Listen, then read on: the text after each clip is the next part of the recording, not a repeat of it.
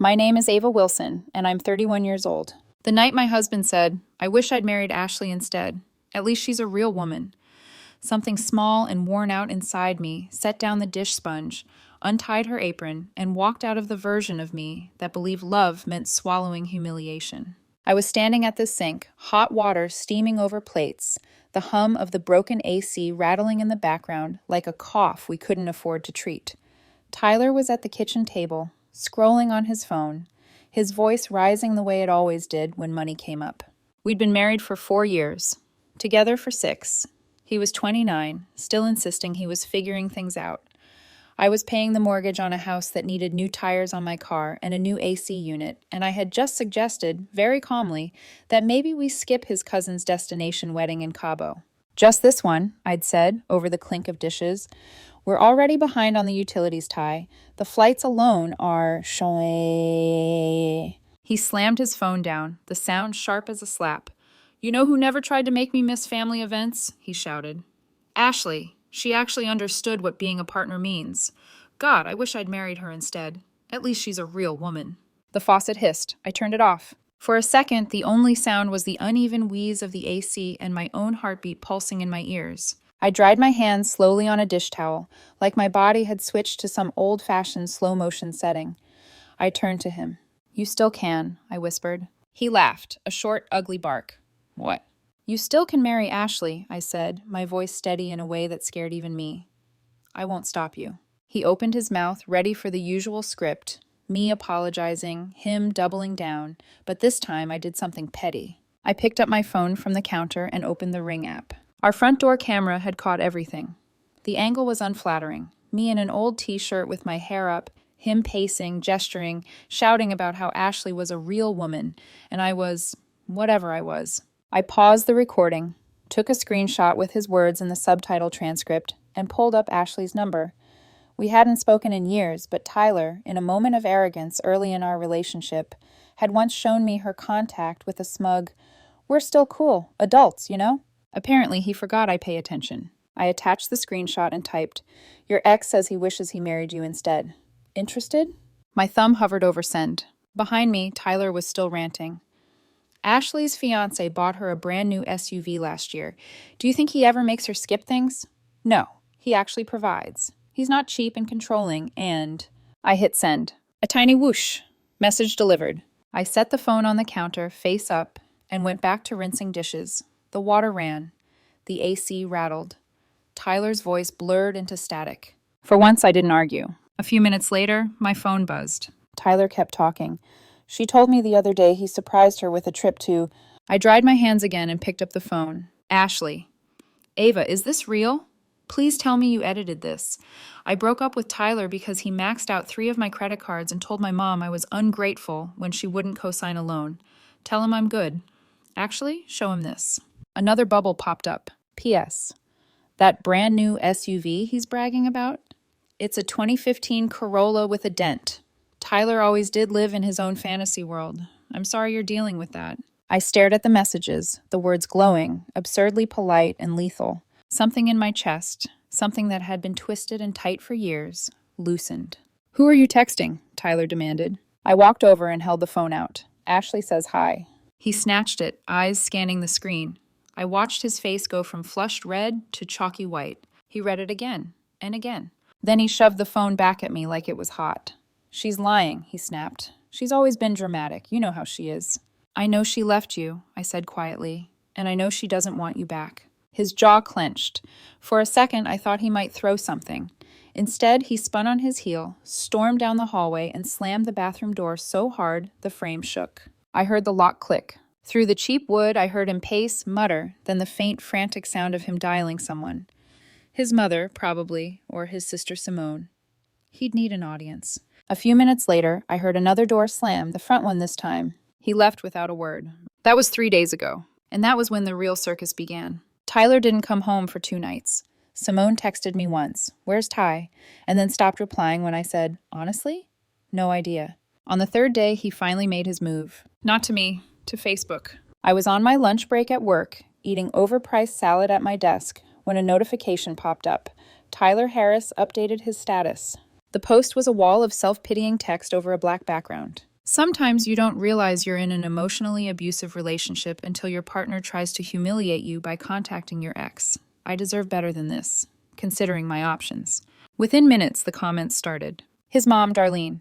Baby, come home. You don't deserve this. His dad, Frank. That girl never appreciated you. I closed my eyes for a second. The fluorescent office light buzzed a halo of static around me. Of course, he spun it like that. But the thing about public posts is, sometimes the truth shows up. I scrolled again and saw a new comment from a name I didn't recognize, Noah Grant. Wait, is this the same Ashley's ex, Tyler, who tried to DM her last month, asking if she ever thinks about what could have been and she had to block him? That Tyler? The comment was up for maybe 90 seconds before it disappeared. Deleted, but not before I took a screenshot. My hands weren't even shaking this time. That was almost more alarming than if they had been. That evening, my bank called. Ms. Wilson, we've detected several failed login attempts to your savings account from a device that isn't registered to you. For security, we've temporarily locked online access and wanted to confirm. I stared at the spreadsheets on my laptop, numbers suddenly swimming. From what device? I asked, even though I already knew. An iPhone ending in 72, same IP as your home Wi-Fi. Tyler's phone. He couldn't take anything. It was in my name, pre-marriage, but he was clearly trying to see how much there was. He was planning something.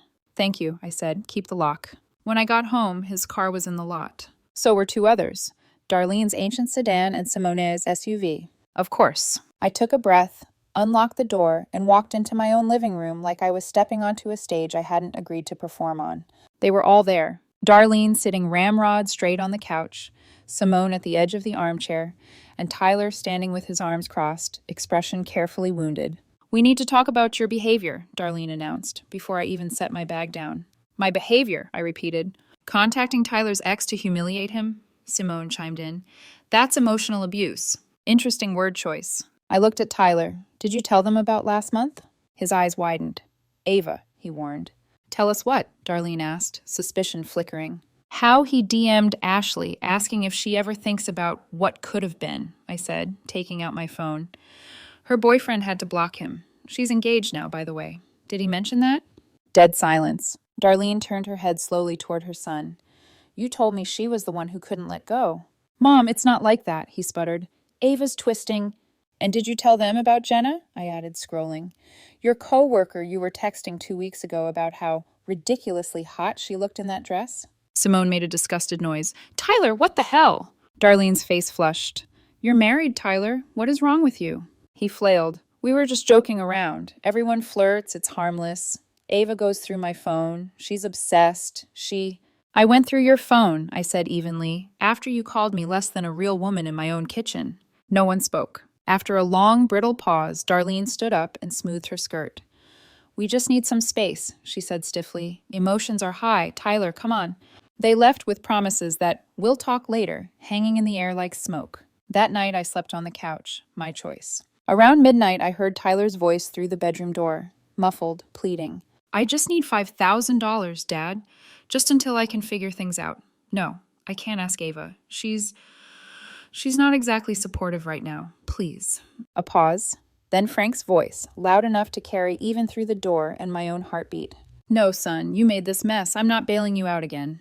There was a soft thud, Tyler's hand hitting the mattress maybe, and a low, frustrated curse. I lay there in the dark, the ceiling fan clicking overhead, and realized something. This wasn't the beginning of our problems. It was the beginning of the end. The next morning, Tyler acted like nothing had happened. He brewed coffee, left the mug by my spot at the table, and scrolled his phone like the words, I wish I'd married Ashley instead, hadn't detonated our life 48 hours earlier. I took the mug, mostly out of muscle memory, and sat across from him. The silence between us was so thick it felt like a third person.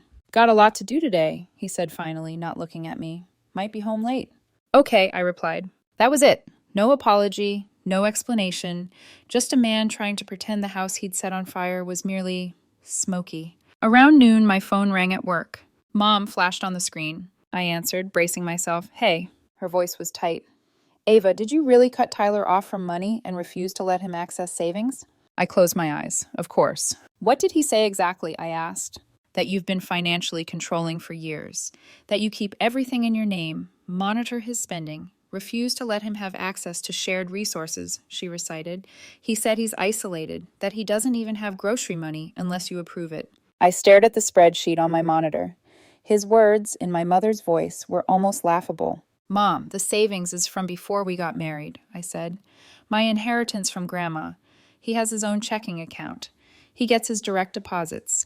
He has a credit card I pay off every month, even when it hurts. The only thing I won't do is put his name on my premarital savings so he can drain it. There was a pause. Oh, she said quietly. He left that part out. Yeah, I said, he tends to. I debated how much to say, but then I remembered that timidity had gotten me here. He also forgot to mention telling me I'm not a real woman, wishing he'd married Ashley instead, texting Ashley last month and flirting with a coworker. But sure, I'm the problem. My mother exhaled a low whistle. I see, she said. Her voice had changed, gone cooler. Do you want me to handle this? A strange, tired laugh escaped me. Do what you think is best, Mom.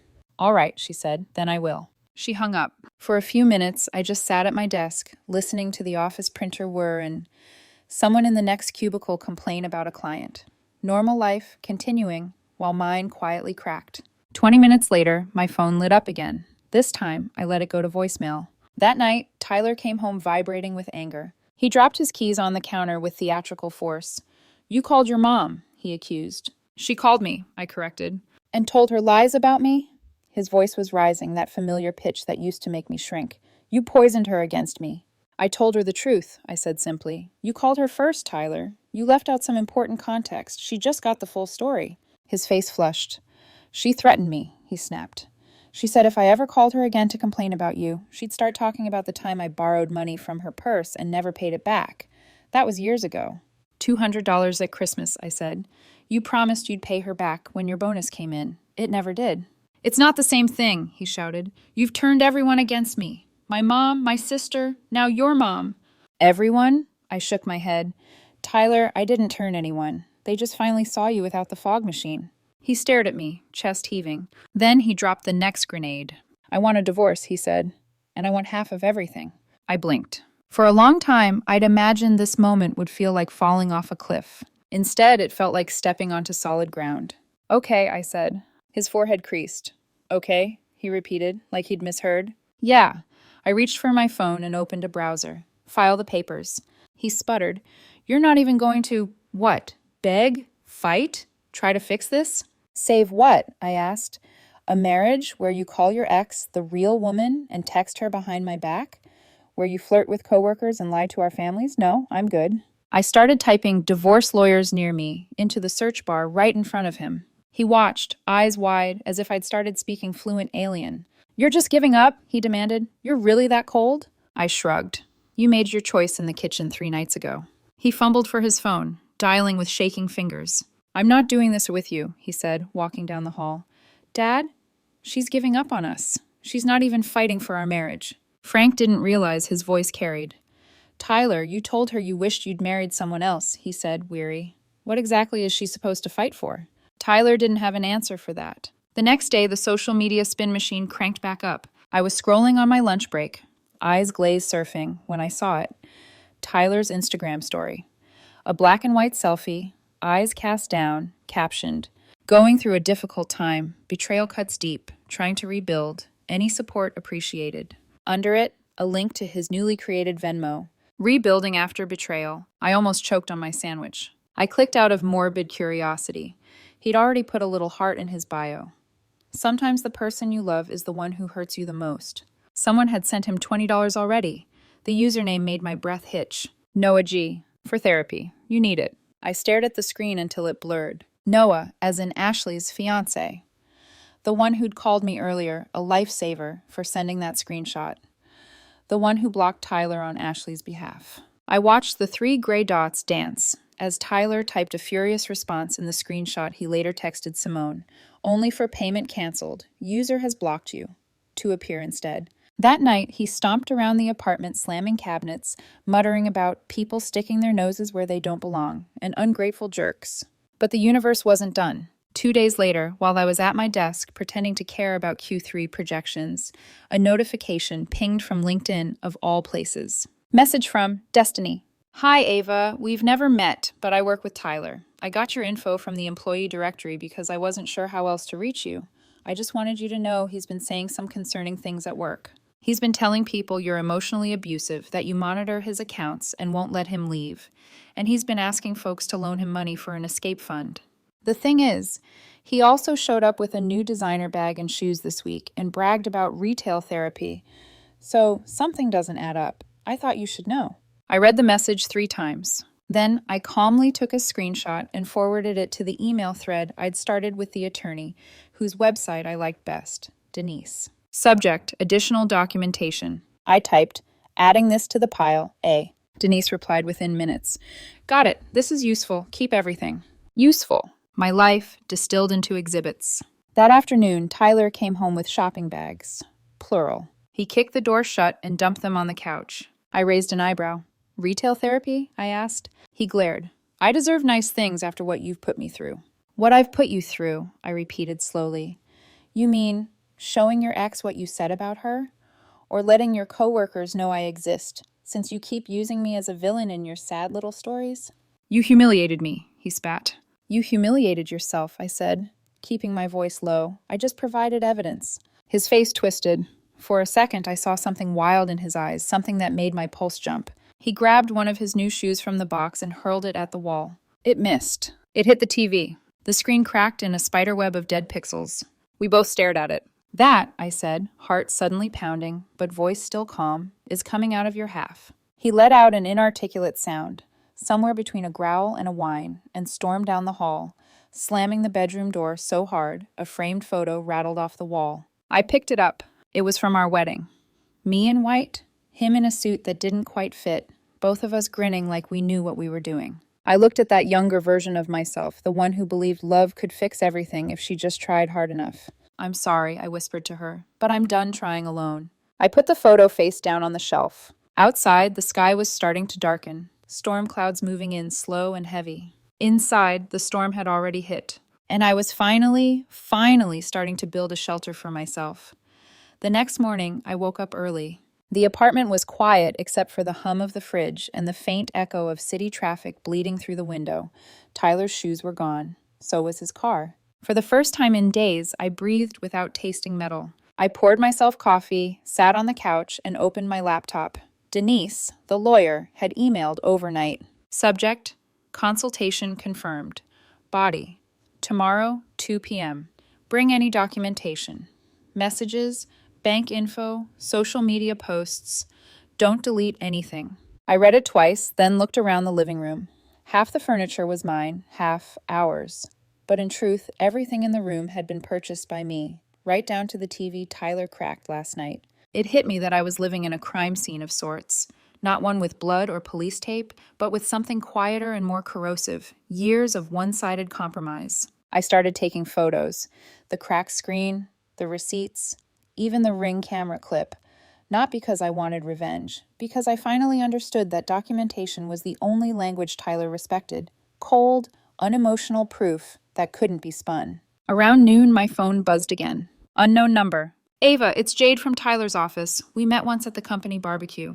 Can I stop by for 5 minutes? It's important. Jade, the coworker he'd called ridiculously hot in that text. My first instinct was to ignore it. Then I remembered Denise's email. Don't delete anything. Bring everything. Sure, I typed back. Come by after 6. At 6:14, there was a knock. Jade stood there, visibly pregnant, one hand on her stomach, the other gripping her phone like a lifeline. Hi, she said, voice shaky. I'm sorry to just show up. This whole thing has gotten out of control. Come in, I said softly. She looked around, eyes darting over the half-packed boxes and the fractured TV screen. So, Tyler told everyone you threw that at him. I let out a low laugh. Of course he did. Jade's mouth twisted into a grim smile. He's been telling people you're unstable, that you're obsessed with him, tracking his accounts, keeping him trapped here. He asked me to let him crash on my couch. My eyebrows lifted. You're married. Exactly, she said. My husband nearly threw him out of the office when he found out. She hesitated, then took a breath. He hit on me at the office happy hour, told me things were basically over with you, that he was miserable. I shut it down, told my boss, and now he's trying to make me look like a homewrecker to save his job. My stomach twisted. Would you be willing, I asked carefully, to make a statement, if needed, for my lawyer? She nodded immediately. Absolutely. I'm done being polite.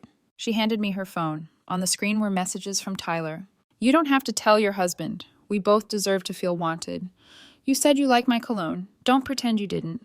I need somewhere to stay for a few days. Ava's lost it. It was like reading someone else's nightmare.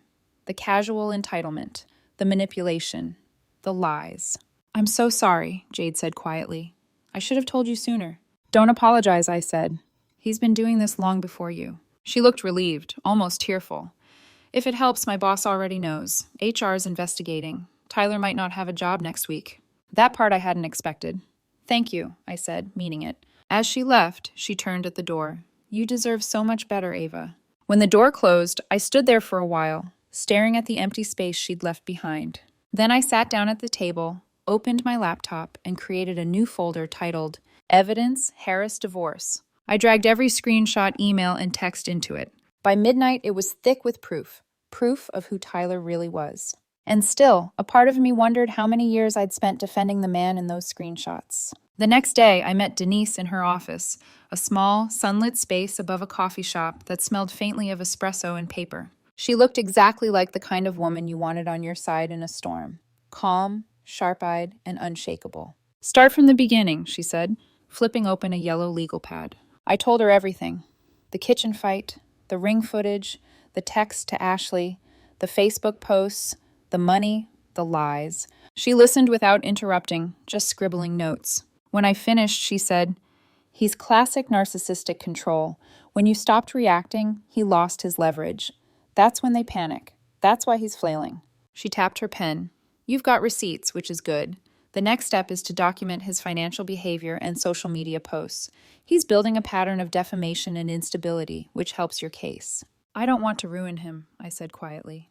I just want to be free. Denise smiled, faint but kind. Then let me handle the ruin part.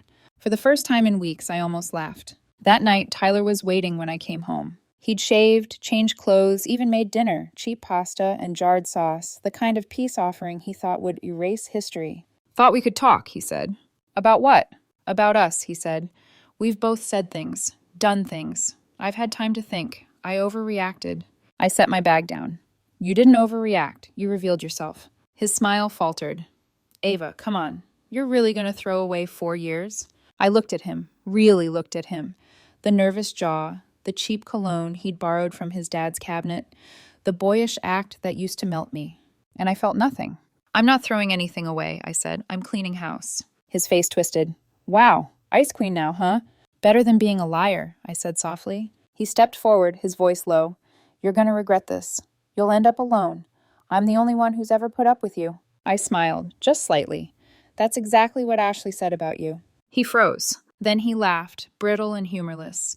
Good luck finding someone who'll take you after this circus. He stormed past me, grabbing his jacket. The door slammed so hard a picture frame jumped. As the echo faded, I whispered to the empty room, I'm not looking for someone to take me. I'm looking for peace. Outside, rain started falling, soft at first, then heavier.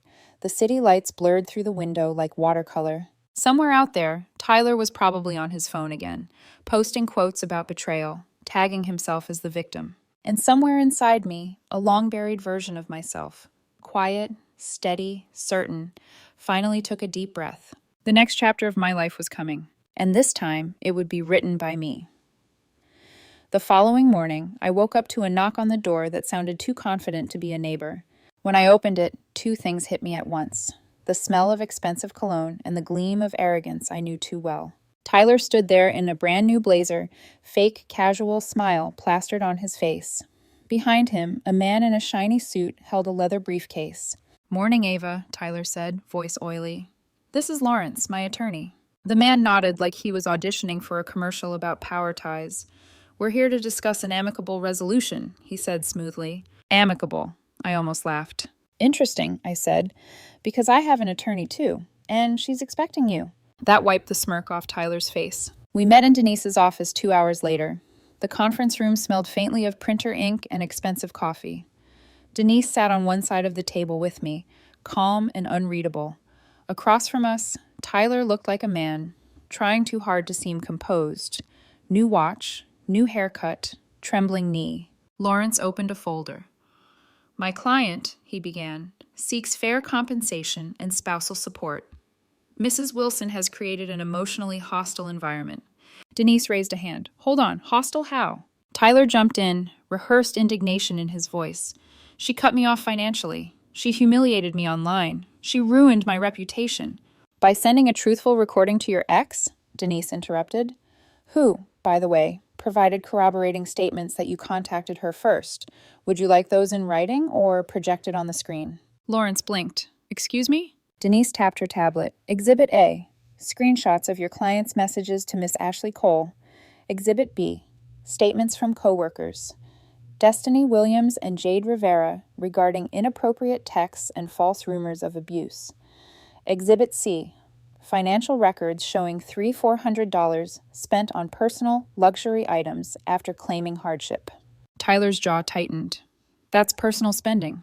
Personal spending with my client's joint credit card, Denise said evenly, after he announced the separation. Dorothy, the court mediator, folded her hands. She was older, calm, the kind of woman who'd seen every flavor of human mess. Mr. Harris, you're employed full-time, have no children, and this marriage lasted 4 years. What, exactly, is your financial hardship? Tyler blinked. She broke me down emotionally. Denise's voice sliced cleanly through his performance.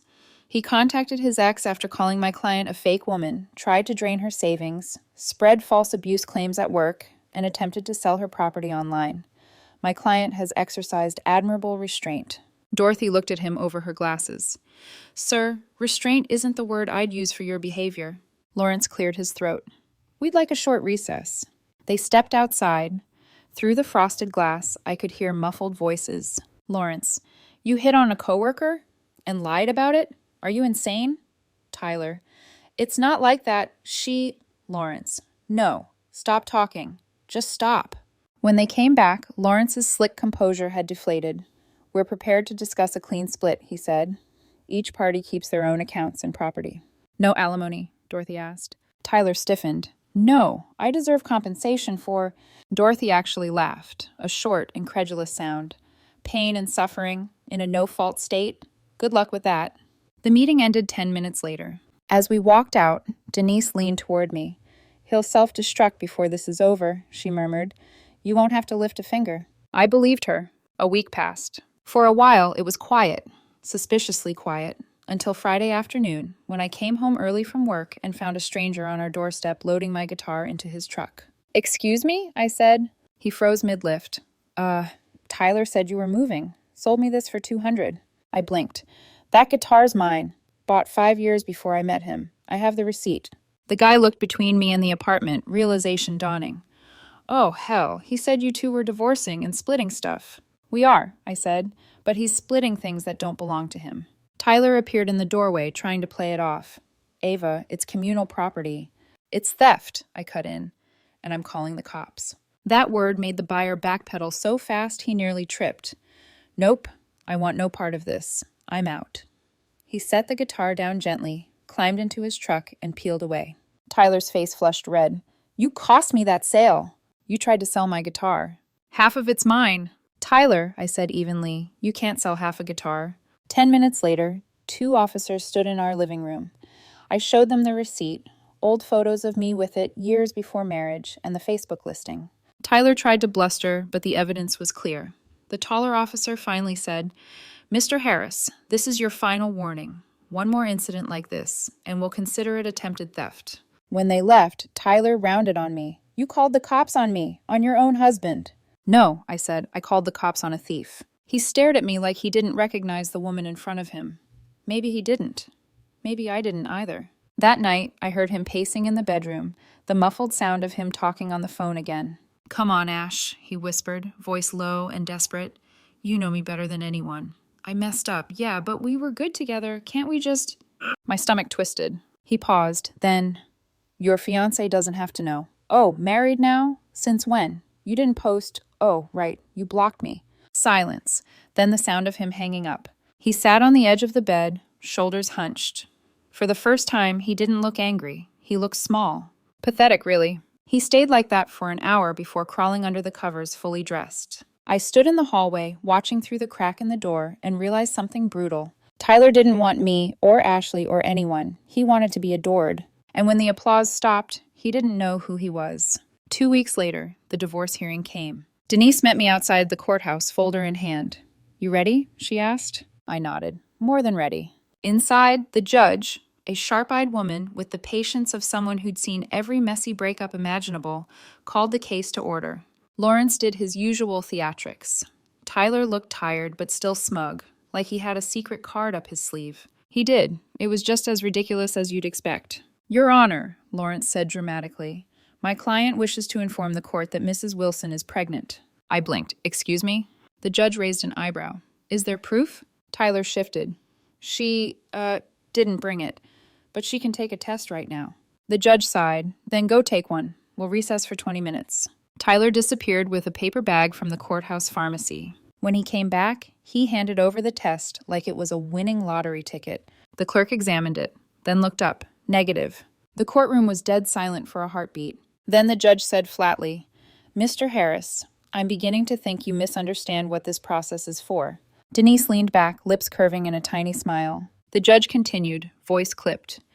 "Given your repeated dishonesty, attempted property sale, and false claims, I'm ruling for a clean split.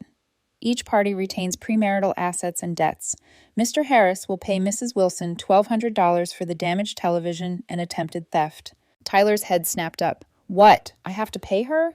"You're lucky she's not pressing criminal charges," the judge said. Court adjourned. The gavel hit the block. Just like that, it was over. Outside the courthouse, the November air felt colder, sharper. Tyler followed me out, red-faced. "You ruined my life," he shouted. "I gave you the best years of my life." 4 years, I said quietly, "and you spent them wishing you were with someone else." Darlene tried to step between us, but Tyler wasn't done. "You'll regret this. You'll end up bitter and alone." Behind him, Frank just sighed. "Enough, son. You did this." Jade was there too, visibly pregnant, standing beside her husband. "You tried to ruin my marriage because I turned you down," she said coldly. "You're pathetic." Tyler turned away, searching for an escape from the humiliation. And that's when fate twisted the knife. A car door slammed, and a familiar voice called out, "Tyler!" Ashley stood there, radiant, calm, holding the hand of a man I recognized from her profile picture. Her husband, Noah. They weren't there for him. They were picking up certified copies of their marriage license for their honeymoon. Ashley blinked, then smiled at me. "Ava Wilson, right? You're the one who sent me that video. Thank you. You have no idea how much that helped us cut the last strings cleanly." I managed a small smile. "You're welcome." She turned to Tyler, pity in her eyes. "You really haven't changed, have you?" Tyler opened his mouth, but nothing came out. He just stood there, staring as they walked away, hand in hand, toward the parking lot, toward the life he'd always pretended was still waiting for him. It's been 6 months now. Tyler moved back in with his parents. He lost his job after HR confirmed Jade's complaint. He's still online, posting vague quotes about betrayal and lessons learned. Ashley and Noah went to Greece. Jade had a healthy baby boy. And me? I kept the apartment, my things, and, most importantly, my peace. I started therapy. I joined a hiking group. Last month, I went on a first date with a man named Carter who actually listens when I talk. When I told him this story, he just laughed and said, "At least your ex didn't steal your Netflix password." For the first time in years, I laughed too. Sometimes one petty act, one impulsive text, cracks open the truth you've been too afraid to face. And once the truth is out, it never goes back in the box. I don't regret sending that message to Ashley. It didn't just end my marriage, it ended my illusion.